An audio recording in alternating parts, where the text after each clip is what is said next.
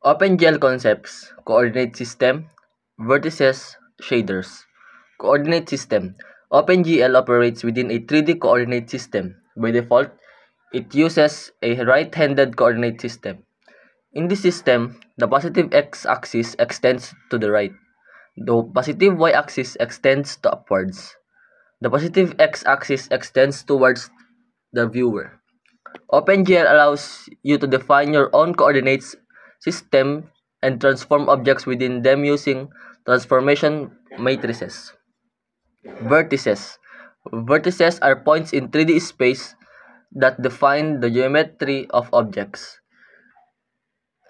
They consist of attributes such as position, color, texture coordinates, and normals.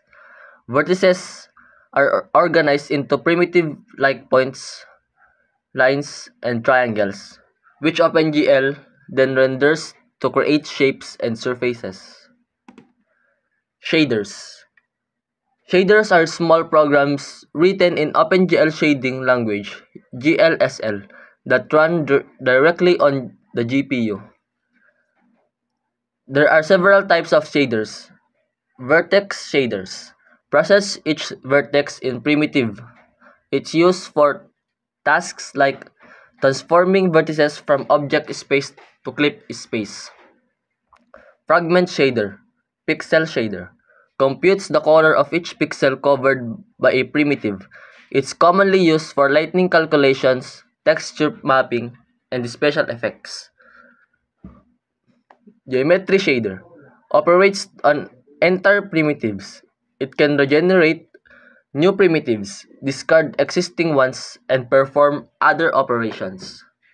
Computer shader executes general purpose computing tasks on the GPU. It's useful for tasks like physics simulations, image processing, and data processing.